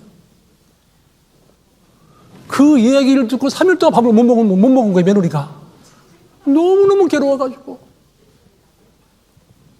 엄마가 그 300만 원 모으기 위해서 날품팔이 한 거란다.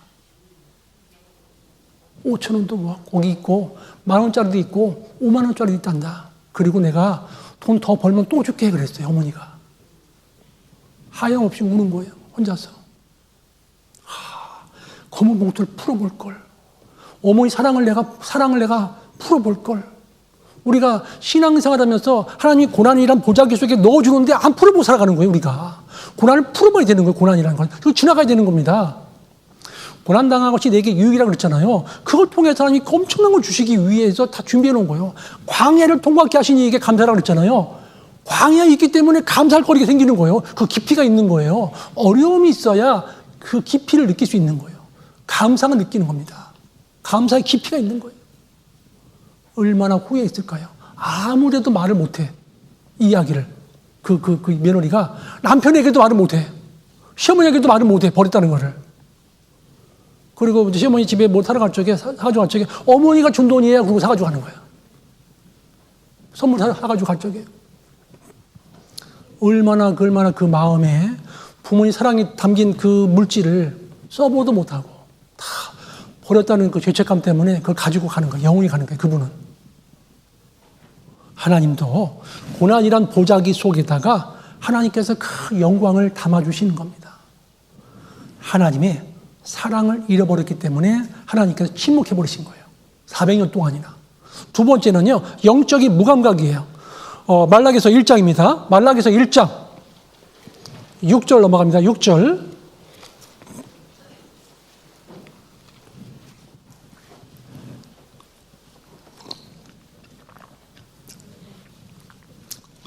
말라기서 1장 6절입니다. 같이 한번 읽겠습니다.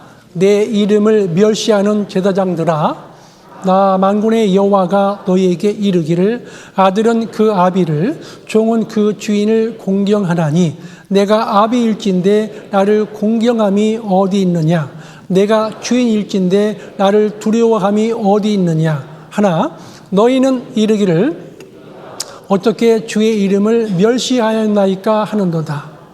이 두 번째 하나님을 침묵하게 만들었던 것은 이스라엘 죄가 뭐냐면 영적인 무감각인 거예요.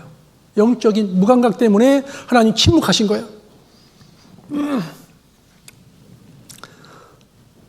여기 우리가 보시면은요, 우리는 주님을 잘 섬겼습니다. 이 정도면 잘 섬기는 것 아닙니까? 우리 식으로 말하면 제가 바쁜 가운데 구역 모임 나왔습니다. 하나님. 응? 그리고 제가 경제적으로 어려운 가운데서도 이만큼 희생하고 헌신하고 있습니다. 자기 기준이라는 거예요. 그렇죠? 내가 언제 주님을 멸시했습니까? 저는 잘하고 있습니다. 그게 영적인 무감각이라는 거예요. 왜냐하면 하나님을 멸시했다는 것은 대놓고 멸시하는 게 아니라, 그런 게 아니라 우리는요, 하나님을 하나님답게 섬기지 않는 게 멸시하는 거예요. 그렇죠? 아버지를 섬기지 않는 게 그게 멸시하는 거예요. 하나님을 하나님답게 섬기고 아버지를 아버지답게 섬기는 게 그게 합당한 것인데, 그렇게 하지 않고 있다면 그게 멸시하는 거라는 거죠. 집에 가서요, 부모님께 대놓고 멸시하는 분 없어요. 아버지를 아버지답게 섬겨야 되는 거예요. 하나님을 하나님답게 섬기지 않는 것, 그리고 아버지를 아버지로 섬기지 않는 것이, 그게 하나님 보실 때에 영적인 무감각한 거예요. 참 무감각하구나. 하나님을 하나님답게 생각하지 않는구나. 아버지를, 내가 너희 아버지일 텐데, 응? 아버지를 경멸하고 있구나, 그런 거예요. 아버지를 섬기지 않아요. 제가 클 때만 해도요, 아버님 앞에 밥상에서 밥 먹을 적에 아버지가 아버지보다 숟가락 먼저 넣으면 안 돼! 예! 두고 있어야 돼. 어르신들 그런 경험 해보신 적 있으십니까? 아버지 말이라면 꼼짝 못했어요. 지금은 아버지 저 밥 먹고 갈래요? 그러고 다 가버려. 그냥 요즘 아이들은요. 옛날에는 꼼짝 못했어요. 아버지 한 말씀이면은. 어딜! 예! 밥 먹고서 잠깐 들어오려고 합니다. 밥 먹고서 들어오면 소! 그랬거든요. 소가 된다고 그랬어요. 그러니까 옛날에는 아버지를 아버지답게 섬겼어요. 무서워했어요. 제가 이제 어렸을 적에 길거리에서 이제 아버지를 만나면 피해갔어요. 무서워갖고. 아버지는 좀 무섭더라고요. 그 당시에. 근데 왜냐면 아버지는 사랑의 표현을 별로 안 하시고 딱딱 혼낼 때, 그러면 안 되지? 안 된다! 그런 것만 들어보니까 아버지는 무서운 건가 보다, 이런 생각이 있었던 것 같아요. 아버지를 잘 섬기는 사람은 실제 무서워해야 돼요. 그래 잘 섬기는 거예요. 하나님을 하나님답게 여기는 사람, 아버지를 아버지답게 여기는 사람이 하나님을 경멸한 게 아니라 부모를 경멸한 게 아닌 거예요. 그래서 우리가 주인을 주인으로서 대우하지 않고 아버지를 아버지로서 공경하지 않고 하는 것이 경멸하는 것이다 하는 거죠. 그래서 우리는 이 이스라엘 백성들이 영적인 무감각, 그릇된 길로 가고 있으면서 하나님을 멸시하고 하나님을 하나님답게도 섬기지 않음에도 불구하고 나는 잘하고 있습니다. 나는 지금 구역모임 잘 참석하고 있습니다. 저는 최선 다해서 헌신하고 있습니다. 그렇게 생각할 수가 있다는 겁니다. 영적인 무감각했던 거예요. 이것은요, 모두 하나님을 바르게 알지 못하는 데서 오는 큰 죄인 거예요. 하나님을 바르게 알지 못하기 때문에 오는 큰 죄예요. 잘 보세요. 우리가 이제 전도를 하잖아요. 전도를 하면은 이런 경우가 있어요. 한 번은요, 제가 전에 있던 교회에서 자매님이 남편을 모시고 왔어요. 상담하겠다고. 그랬더니 딱 이제 미리 전화 통화가 된 거죠. 근데 오셨는데 딱 오시자마자 이러시는 거예요. 목사님, 우리 남편 본인 스스로는 구원받다고 그러고 막 강력하게 주장하는데 제가 볼 때는 구원은 아닌 것 같아요. 좀 어떻게 좀 구원을 받게 해주세요. 우리 남편 그러는 거예요. 그러니까 옆에 딱 보니까 분위기가 딱 앞에 계시는 우리 선생님은 어떻게 해서 구원받았다고 생각하셔요? 그랬어요. 그랬더니요, 제가 지금부터 몇 년 전에 인천교회에 나가서 말씀을 듣고 깨달았습니다. 그리고 그 당시 2년 동안 교회 생활을 했습니다. 그리고요, 저는요, 하나님 계신 걸 확실히 알아요. 그리고 이 우주 만물을 직접 만드신 분이 하나님이시에요. 그리고 인류 역사를 경영하신 분도 하나님이시에요. 그리고 사람은 아담의 후손이기 때문에 죄인이에요. 그리고 죄 못 벗고 죽으면 지옥 가요. 그런데 저는 예수님의 피로써 죄를 다 씻음 받았어요. 깨끗합니다. 딱 그러시는 거예요. 와, 딱 들어보니까 구원 받은 것 같아요? 안 받은 것 같아요? 받은 것 같아요? 안 받은 것 같아요? 받은 것 같잖아요. 자매님, 왜 말이 남편 구원 안 받았다는 이유가 뭐예요? 딱 그랬어요. 그때 자매님이 그런 거예요. 첫째, 교회 나오는 걸 싫어한다. 인천교회 나간 지 10년 넘었는데 지금까지도 안 나가고 있다. 지금까지도. 성경 읽는 건 아예 안 본다. 아예 성경 아예 전혀 안 본다. 텔레비만 좋아한다. 주일만 되면은 산으로 가버린다. 그리고 이거 한다. 그리고 한 이것도 한다. 지금까지 구원받아 한 이후에 지금까지도 교제라든가 말씀이라든가 한 번도 한 적 없다. 딱 그런 거예요. 구원받은 것 같아요? 안 받은 것 같아요? 말씀 해보세요. 받은 것 같아요? 안 받은 것 같아요?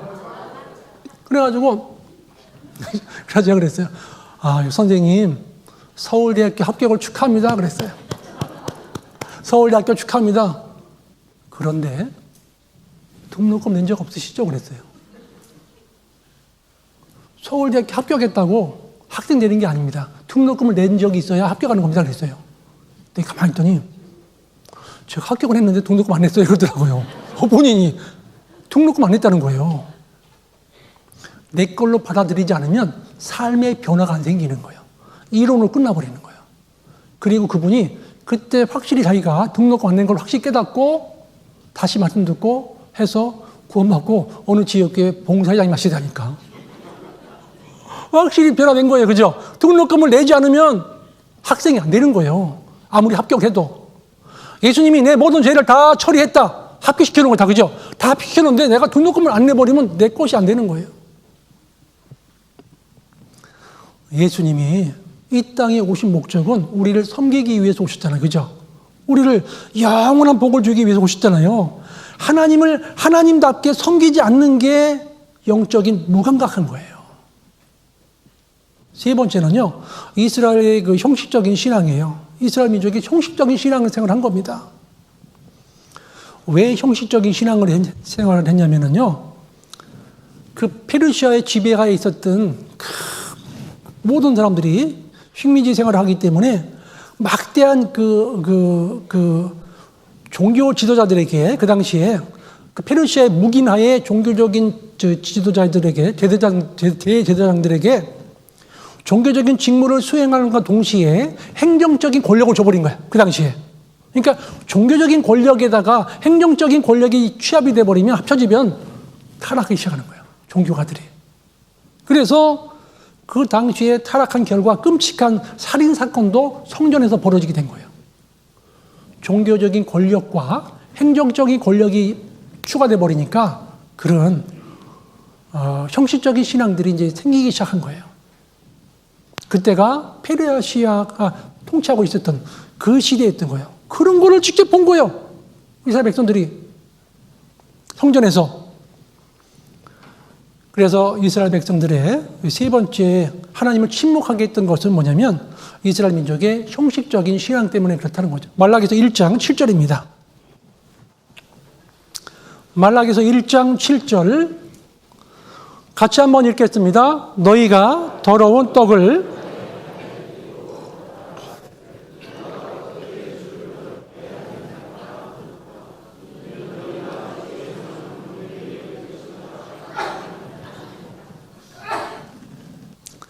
여기 보시면은요, 세 번째 하나님이 침묵하게 된 원인이 뭐냐면 이스라엘의 형식적인 신앙인데 여기 7절에 보시면 더러운 떡을 하나님이 단에 드렸다고 그랬죠? 이 더러운 떡이 뭐냐면 이물질이 끼고 오물이 묻은 떡이 그런 의미가 아니라는 거예요. 이물질이 끼고 오물이 묻은 떡 그런 의미가 아니고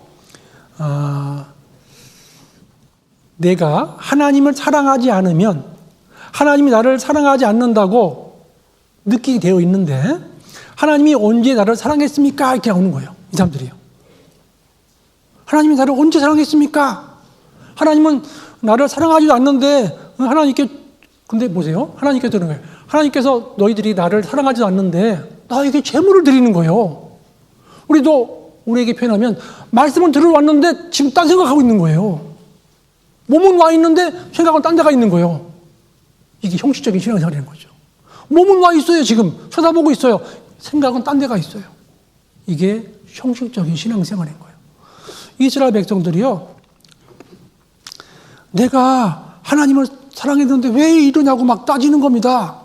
그런데 여기 보시면 1장 7절에 보시면 너희가 더러운 떡을 나의 단에 드리고도 말하기를 우리가 어떻게 주를 더럽게 하였나이까?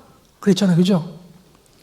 하나님을 사랑하지도 않는데 하나님께 제물을 드려버린 거예요. 그리고 이유가 뭐냐면 잘 보세요. 하나님께 사랑을 하지도 않으면서 제물을 드렸다는 의미는 뭐냐면 그 속에 복은 받고 싶은 거예요.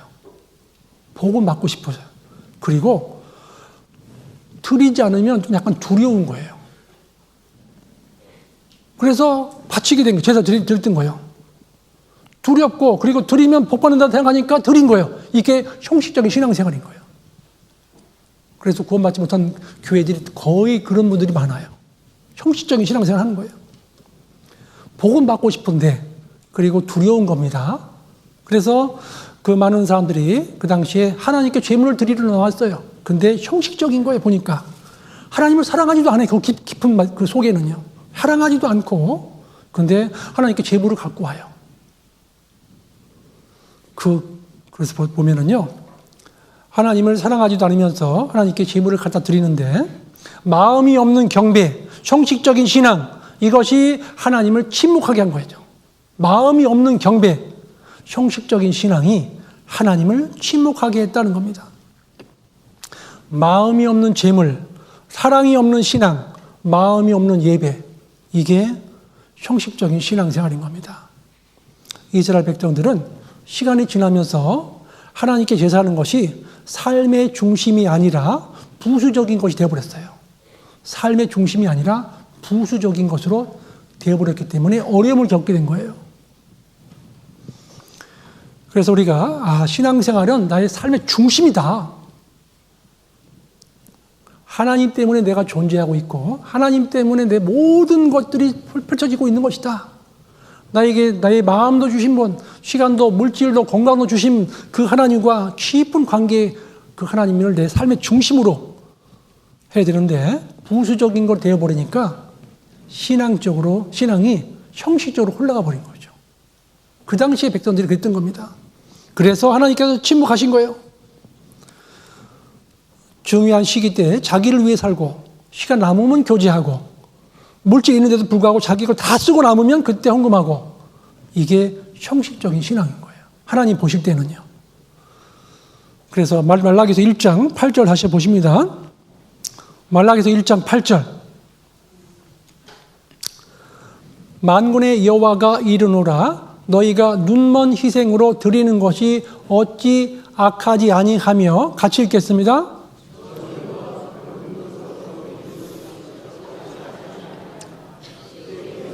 너희 총독에게 드려보라. 그가 너를 기뻐하겠느냐 너를 간합하겠느냐.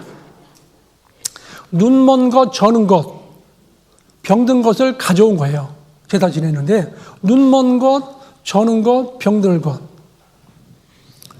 여기서 우리가 보면은요, 우리 눈먼 것 저는 것 그 병든 것이 무엇일까요? 오늘날로 말하면 이 말씀이에요. 로마서 12장입니다. 넘어갑니다. 로마서 12장 1절입니다. 로마서 12장 1절. 로마서 12장 1절에는요, 우리 자신이라고 말씀하십니다. 로마서 12장 1절 256페이지 같이 한번 읽겠습니다. 그러므로 형제들아, 내가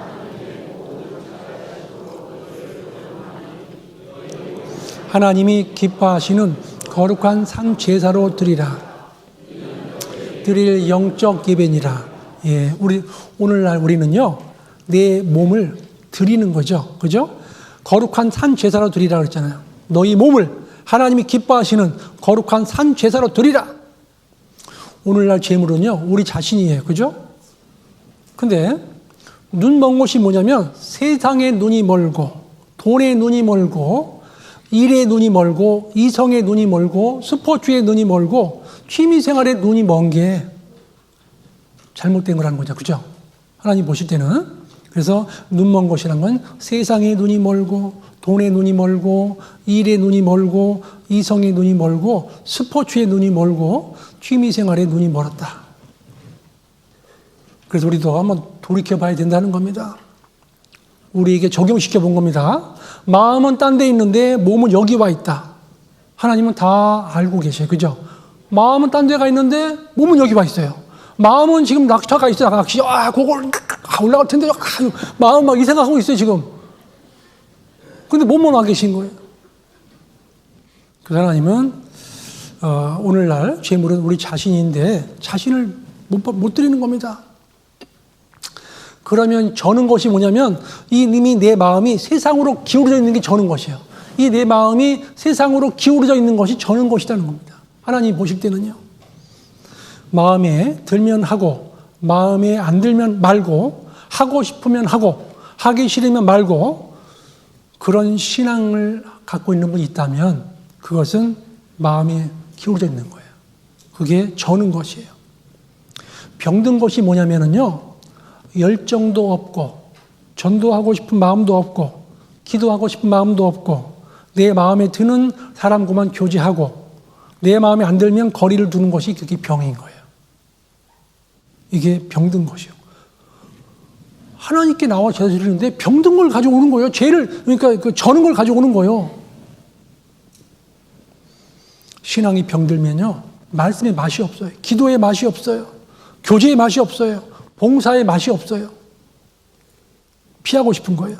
회피하고 싶은 거예요. 열정이 식어지는 겁니다. 신앙이 병들면은요. 넘어갑니다. 14절입니다. 말라기서 1장 14절 보시겠습니다. 말라기서 1장 14절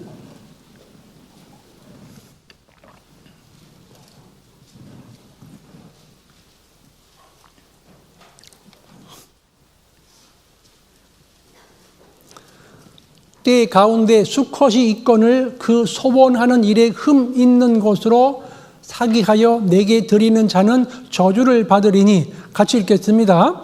나는 큰 임금이요 내 이름은 열방 중에서 두려워하는 것이 됨이니라 만군의 여호와의 말이니라. 즉 건강한 것이 있었거든요. 그런데 그걸 안 가지고 오고 하나님께 드릴 만한 것이 있었지만은 건강한 게 흠없는 게 있었지만은 좋은 것이 있었지만은 자기가 먼저 취해버리는 거예요. 자기가. 그리고 눈먼 것, 병든 것, 저는 것을 하나님께 드렸던 거예요. 하나님이 다 보고 계셔요. 그죠? 이야, 저런 마음을 가지고 나에게 제사 드리는구나. 너무너무 괴로웠던 거 하나님께서요. 너무너무 괴로우셨어요. 아까우니까 건강한 것은 취하고 병든 것, 저는 것, 눈먼 것을 가져왔구나. 삶의 우선순위가 틀렸구나 하시는 거예요. 말라기서 1장 10절입니다. 말라기서 1장 10절. 만군의 여호와가 이르노라 너희가 내 단 위에 헛되이 불사르지 못하게 하기 위하여 너희 중에 성전문을 닫을 자가 있었으면 좋겠도다. 같이 읽겠습니다.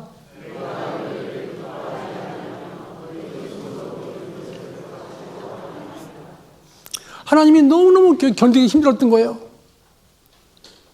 여기 10절에 보시면 만군의 여호와가 이르노라 너희가 내 단 위에 헛되이 불사르지 못하게 하기 위하여 너희 중에 성전문을 닫을 자가 있었으면 좋겠도다. 내가 너희를 기뻐하지 아니하며 너희 손으로 드리는 것을 받지도 아니한다는 거예요. 안 받겠다는 거예요. 하나님께서요. 형식적인 기도는요. 형식적인 제사 안 받겠다는 거예요. 하나님께서요. 제발 내 문 좀 닫아라. 여기 제사 좀 못 드리게 해라. 너무너무 괴로우셨던 거예요. 왜? 마음을 다 보고 계셨기 때문에. 형식적으로 하는구나. 저는 것, 병든 것, 응? 저런 것만 가져오는구나. 근데 이스라엘 사람들 마음이 이렇게 바뀐 거예요. 아니 어차피 가죽을 벗겨가지고 각을 떠가지고 태워버릴 건데 어차피 저런 건 어떻고 눈먼 것, 병든 건 어떠냐 이런 생각으로 바뀌었던 거예요. 신앙생활이. 제사가. 우리도 그럴 수 있죠. 아니 목사님 제가 바쁜 가운데 짬을 내서 말씀 들어왔습니다. 이게 보수적인 거예요. 신앙생활이. 기도하면은요. 하나님 오늘 야근을 할 것 같아 분위기가 하나님. 근데 제가 기도합니다. 오늘 중요한 말씀이 있고 중요한 제가 구역장으로서 오늘 제가 해야 되는데 시간을 맞춰서 가야 됩니다. 하나님 도와주세요. 일찍 갈 수 있게 기도해 주세요. 기도를 했어요. 근데 마지막 시간에 퇴근 시간에 오늘은 야근 없습니다. 딱 그러는 거예요. 그런 일이 있을까 없을까요? 있다는 거예요. 그러니까 하나님께 간절히 기도하고 삶의 중심이 딱 거기 잡혀 있으면 하나님께서 지켜주신다니까요. 보호해 주신다니까요. 아니, 오늘 상황 돌아가는 거 보니까 오늘 야근 분명히 해야 될 것 같아요. 그럼 미리 전화해요. 형제님 오늘 사회 좀 봐주세요. 형제님께서 알아서 해주세요. 그 야근하고 가셔야 돼, 그분은. 하나님 능력을 체험 못 하시는 거예요. 우리는 환경을 보는 게 아니라 환경 넘어 계시는 하나님의 능력을 보는 거예요. 내가 볼 적에는 이거 도저히 될 것 같지가 않아. 저희 교회에 어떤 형제님이 간판을 하는 형제님이 계시는데요. 이런 간증하셨어요. 제주도는 바람이 많이 불어. 바람이 막 많이 부는데요. 바닷바람이. 큰 간판을 2명에서 달라고 하는데 바람이 엄청 불더래요. 올라가니 기도했대. 하나님, 간판 타는 동안만 바람 좀 멈추게 해달라고 간절히 기도했대요. 그런데요, 놀라울 정도로 2시간 동안 멈추더래요, 바람이. 그걸 그래도 다 설치하고 내려왔대요. 그걸 간증하시는 거예요. 그래도 그분 옆에 사람이 그러더래요. 옆에 사람이 그러더래요. 어떻게 바람이 안 부냐고 참 신기하다 그러더래요.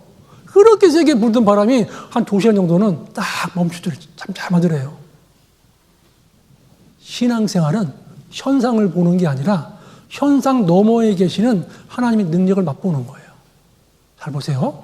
하나님의 말씀이 내 삶 속에 들어와서 내가 삶을 말씀대로 살아갈 때 하나님 말씀과 내 삶이 접촉해가지고 반응이 일어나잖아요. 그게 반응이 일어나잖아요. 거기에 성령의 역사가 일어나면 기적을 체험하는 거예요. 성령의 역사가. 내 삶과 내 삶 속에다가 하나님 말씀을 들어가서 그 말씀과 내 삶이 접촉이 돼버려가지고 그걸 실천하는 가운데 성령이 역사해버리면 하나님이 기적을 체험하는 거예요. 아, 그렇구나. 하나님께서 그렇게 역사해 주시는구나. 이렇게 함께 하시는구나. 그 어려움도 힘든 일도 하나님께서 극복하게 해주시는 거예요. 도와주시는 거예요. 함께 하시는 걸 느끼는 겁니다. 하나님이 인간들 중에 누구도 하나님의 마음을 헤아리고 시원케 하는 사람들이 없었기 때문에 하나님께서 입을 닫아버리신 거예요. 그게 침묵시 된 거예요. 암흑기였던 거예요. 400년 동안을. 그 당시 상황이 너무너무 하나님께서 도저히 받을 수가 없었던 거예요. 그래서 형식적인 신앙, 말씀을 들으면서도 찔림이 없고, 말씀을 들으면서도 뜨거움이 없고, 말씀을 들으면서도 돌이킴이 없고, 말씀을 들으면서도 내가 어찌할꼬 그런 마음도 없는 거예요. 사랑이 없는 예배를 드렸던 거예요. 사랑이 없는 예배, 감사가 없는 삶. 그래서 하나님께서 침묵하신 거예요. 우리 삶 속에서도 감사가 없는 삶, 메마른 삶, 사랑이 없는 신앙생활을 하고 있다면 하나님께서 나에게 닫아버리시는 거예요. 침묵하시는 거예요. 그러니까 우리 개인에게도. 4번째는요, 11조와 헌물을 도적질했다고 그래요, 하나님께서. 왜 침묵하셨는지 침묵했던 배경 중에 4번째는 11조와 헌물을 도적질했다 하시는 겁니다. 말라기서 3장 넘어갑니다. 7절입니다. 말라기서 3장 7절. 만군의 여호와가 이르노라. 너희 열조의 날로부터 너희가 나의 규례를 떠나 지키지 아니하였도다. 그런즉 내게로 돌아오라. 그리하면 나도 너희에게로 돌아가리라 하였더니 너희가 이르기를 우리가 어떻게 하여야 돌아가리이까 하도다. 이건 무슨 뜻이냐면 이스라엘은 하나님을 떠난 적이 없다는 뜻인 거예요. 이스라엘 백성들은 하나님을 떠난 적이 없습니다. 어떻게 하여 돌아갑니까? 이런 거예요. 안 돌아갔다는 거예요.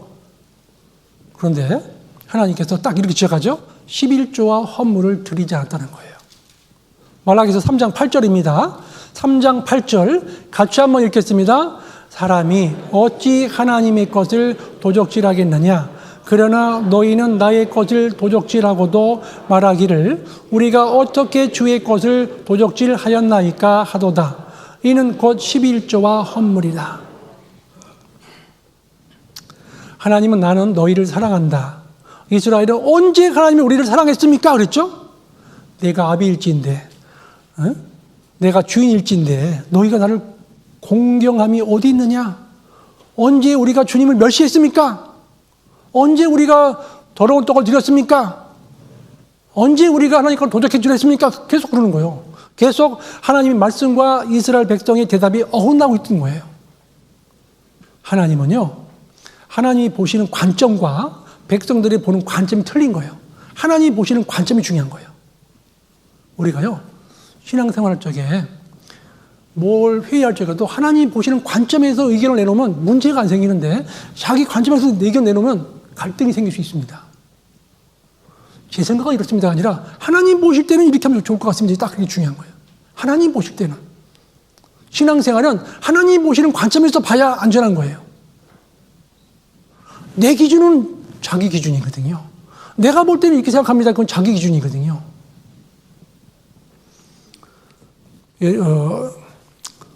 이스라엘 백성들은 하나님의 말씀을 듣고서도 도대체 이해할 수가 없었던 겁니다. 왜냐하면 하나님의 관점과 자기들의 관점이 틀렸기 때문에 그랬죠. 하나님의 것을 도적질했다 그랬죠. 하나님은요. 우리가 언제 하나님 걸 도적질했습니까? 그랬어요. 잘 보세요. 하나님은 11조 하는 것도 정확히 보고 있다는 뜻이에요. 그 속에는.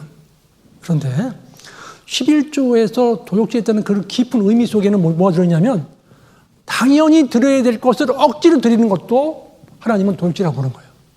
당연히 드려야 될 것을 억지로 드리는 것.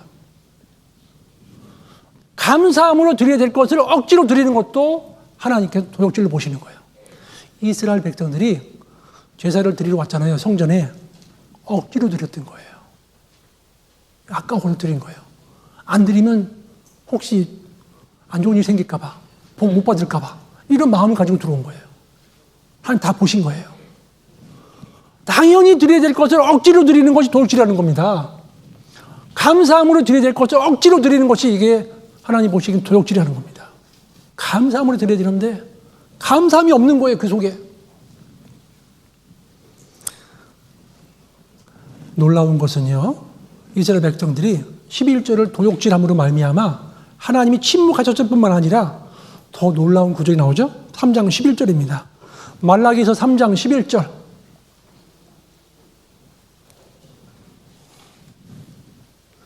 만군의 여호와가 이르노라. 같이 한번 읽겠습니다. 내가 너희를 위하여 황충을 금하여 너희 토지 소산을 멸하지 않게 하며 너희 밭의 포도나무의 과실로 기한전에 떨어지지 않게 하리니. 예. 국가적인 재앙이 닥친 거예요.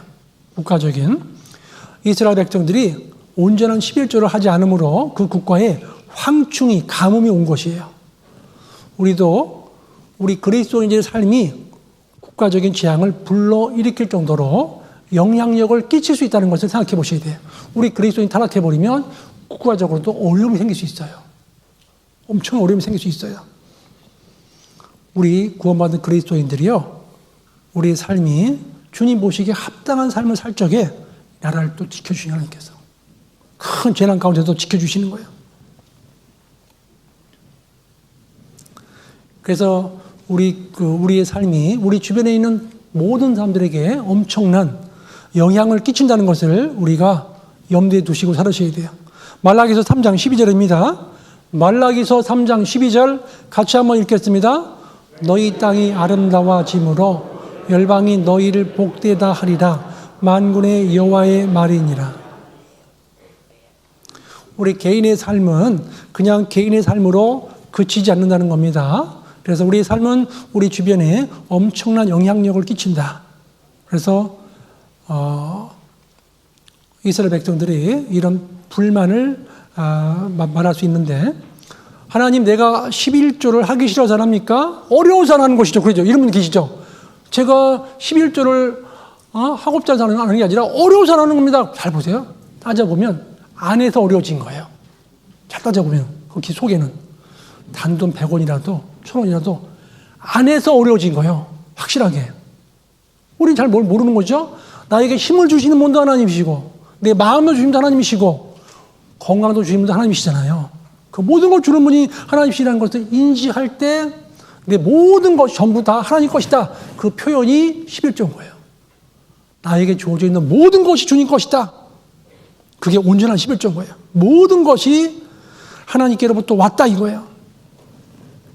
온전한 11조란 모든 것이 하나님께로 왔다는 믿음을 가지고 드리는 11조가 온전한 11조다. 그렇게 말씀드릴 수 있습니다. 내게 있는 모든 것이 하나님께로부터 왔다. 따라서 합니다. 내게 있는 모든 것이 하나님께로부터 왔다. 그게 이 베이스 기초에 깔려 있어야 되는 겁니다. 내게 있는 모든 것이 하나님께로부터 왔다. 내가 하나님의 선한 사역에 동참한다라는 믿음을 가지고 드리는 11조는 하나님이 온전한 11조라고 말씀하실 거예요. 믿음을 가지고. 성경 보십니다. 시편 68편입니다. 시편 68편 18절입니다.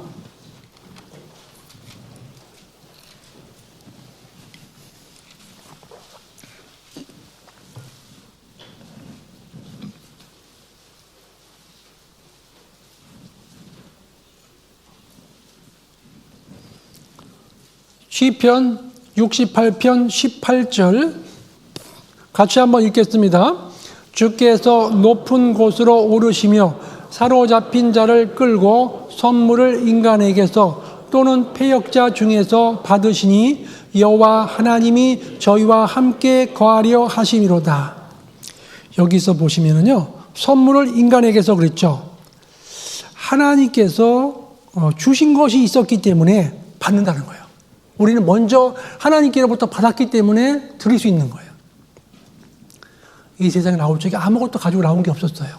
하나님께 주신 것이 있었기 때문에 그 주신 걸 가지고 드리는 거예요. 우리가 11조 하면 물질로만 표현할 수 있는데, 이게 넓게 생각하면 11조 그러면은요, 우리는 헌신이라고 생각하면 돼요. 헌신. 11조를 다른 말로 크게 표현하면 헌신이다, 그 말씀드릴 수 있어요.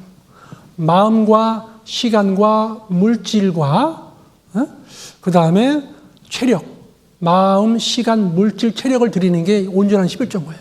내 마음도 들어가고 내 시간도 들어가고 내 물질도 들어가고 내 체력도 들어가고 마시물체, 마음, 시간, 물질, 체력, 그렇게 말씀드릴 수 있는데, 나의 마음과 나의 시간과 나의 물질과 나의 체력이 그 모든 것을 포함하기 때문에 그것을 헌신이라고 표현할 수 있어요.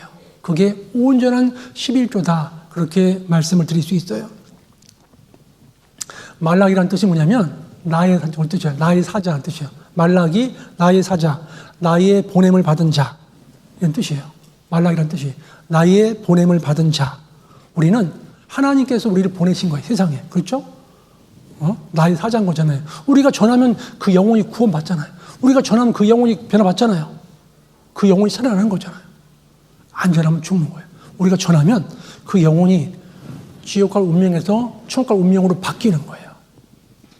하나님이 침묵하지 못하시도록, 하나님이 계시가 닫혀지지 않도록, 하나님의 구원의 문이 닫혀지지 않도록 우리가 마지막 시대에 말라기가 되어야 돼요.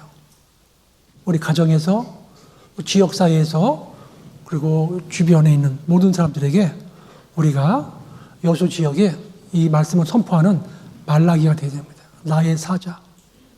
하나님 말씀을 전해주는, 하나님이 침묵하지 못하시도록 나의 보냄을 받은 자, 나의 보냄을 받은 자라는. 그래서 우리는 여수 지역에 보냄을 받은 자예요.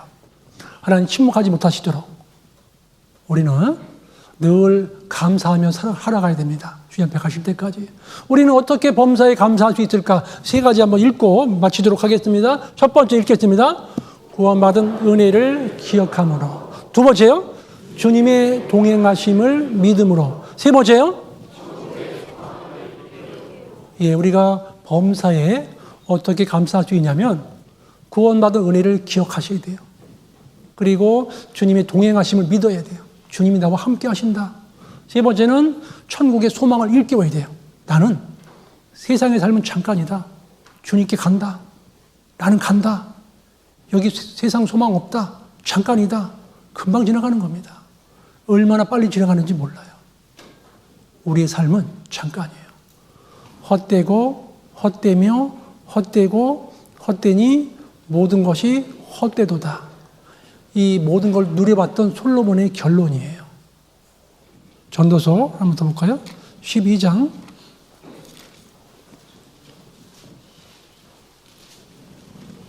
13절, 전도서 12장 13절,